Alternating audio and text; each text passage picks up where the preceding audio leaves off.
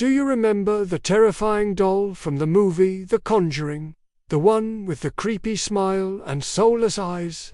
Well, what if I told you that doll isn't just a Hollywood creation? The true story of Annabelle is far more chilling, far more real, and has a body count. Get ready, because today we're diving deep into the facts behind one of the most haunted objects in the world. Our story begins in 1970, not in a dark, old mansion, but in a simple apartment shared by two nursing students, Donna and Angie. Donna received a seemingly innocent Raggedy Ann doll as a birthday gift from her mother. It was cute, nostalgic, and looked just like the dolls millions of children had. They named her Annabelle and placed her on Donna's bed. At first, everything was normal, but that didn't last long. Soon, the two women started noticing strange things. The doll would move. They'd leave the apartment with Annabelle sitting on the bed, cross-legged, and come home to find her on the couch with her legs straight. Sometimes they'd find her in a completely different room, even though they had locked the door behind them. It was unsettling, but they tried to rationalize it. Maybe they just didn't remember moving her. Maybe the vibrations from the building caused her to shift.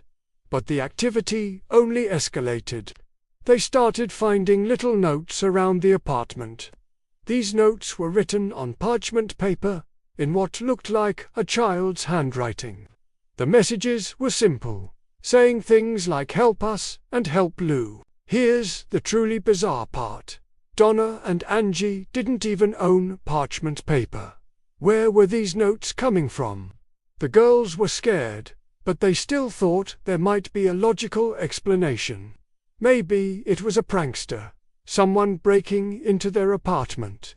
But things were about to take a much darker turn. One night, Donna came home to find Annabelle on her bed, but this time there was something on the doll's hands. It looked like blood. A thick, red liquid was seeping from the doll, seemingly from nowhere. This was the final straw. They realized this was beyond a simple prank. This was something paranormal. They decided they needed help, so they contacted a medium. One night, Donna came home to find Annabelle on her bed, but this time there was something on the doll's hands. It looked like blood. A thick, red liquid was seeping from the doll, seemingly from nowhere. This was the final straw. They realized this was beyond a simple prank. This was something paranormal. They decided they needed help, so they contacted a medium. Let's talk about Lou. Lou was a friend of Donna and Angie's, and from the very beginning, he hated that doll. He felt a palpable evil emanating from it, and warned the girls to get rid of it. They didn't listen, thinking he was just being dramatic. But Lou's bad feelings were about to be validated in the most horrifying way possible. One night, Lou was sleeping on the couch at their apartment when he woke up suddenly, completely paralyzed. He couldn't move, couldn't speak. He looked down towards his feet and saw the Annabelle doll. It slowly glided up his leg, stopped on his chest, and began to strangle him. He felt the life being choked out of him before he blacked out. He woke up the next morning, convinced it wasn't a dream. But the entity wasn't finished with him. A few days later, Lou and Angie were planning a road trip, looking at maps in the apartment. They heard a rustling sound coming from Donna's room. Worried someone had broken in, Lou quietly went to investigate. He opened the door, and everything seemed normal. The Annabelle doll was just sitting in the corner. But as he turned to leave, he felt a sharp pain in his chest, as if someone had clawed him. He looked down at his shirt and saw 7 distinct claw marks, 3 vertical and 4 horizontal, bleeding through the fabric. The wounds were hot, like they had been burned onto his skin. Terrified, he looked back into the room. The doll was sitting there, as if nothing had happened. The strangest part: the scratches healed completely within 2 days, leaving no scar, as if they had never been there at all. At this point, Donna finally accepted that the spirit in the doll was not a harmless little girl. This was something malevolent, something inhuman. Terrified for their lives, they knew they needed more than a medium. They needed experts. They reached out to the most famous paranormal investigators of their time, Ed and Lorraine Warren. The Warrens arrived and immediately sensed the powerful, dark energy in the apartment. After investigating, they came to a chilling conclusion. There was no spirit of a little girl named Annabelle Higgins. That was a lie. The entity attached to the doll was a demonic spirit. It had never possessed the doll. Demons don't possess things, they possess people. The doll was simply a conduit, a tool. The demon was manipulating the doll, making it move and leaving notes, to trick the girls into thinking it was a child's spirit. Why? Because it wanted an invitation. By giving Annabelle's spirit permission to stay, Donna and Angie had unknowingly invited a demon into their lives. Its ultimate goal wasn't to play with a doll, it was to possess a human soul. And it was getting stronger every day. The Warrens knew they had to remove the doll immediately. Ed performed an exorcism right on the apartment to cleanse it, and they took Annabelle with them.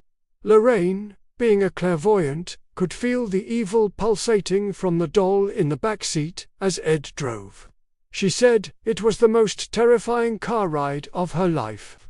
The car swerved uncontrollably, the brakes failed multiple times, and the engine kept cutting out.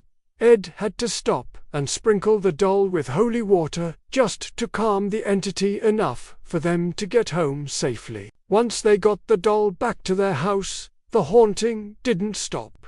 Annabelle would appear in different rooms, levitate, and continue to exude a sense of pure menace.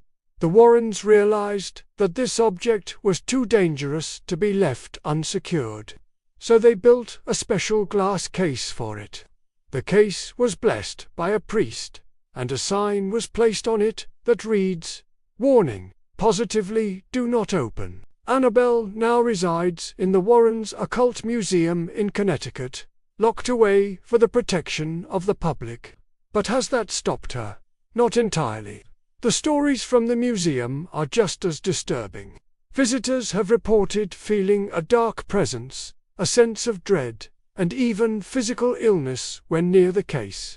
One of the most famous and tragic stories involves a young man who visited the museum with his girlfriend. He was arrogant and didn't believe the warnings. While Ed Warren was telling the story of the doll, the young man started mocking it, laughing and banging on the glass case, daring the doll to do something. Ed immediately threw him out of the museum, telling him he had no idea what he had just done. The young man and his girlfriend left on his motorcycle. Just 3 hours later, he lost control of his bike and crashed head-on into a tree. He died instantly. His girlfriend survived, but she told authorities that at the moment of the crash, they were laughing and joking about the doll. This is the true story of Annabelle. Not a plastic doll with a Hollywood makeover, but a simple Raggedy Ann doll that became a channel for a demonic entity. An entity that manipulated, terrorized, and ultimately brought death. It sits there today, behind glass, a silent testament to the very real dangers that exist in the shadows of our world. So, the next time you watch a horror movie, remember this story. Remember that sometimes the truth is far scarier than fiction. And ask yourself, if you were standing in front of that glass case, and you saw those button eyes slowly turn to look at you, what would you do? Thanks for watching. If you found this story as chilling as I did, make sure to hit that like button and subscribe for more deep dives into the world's most terrifying true stories. Stay safe out there.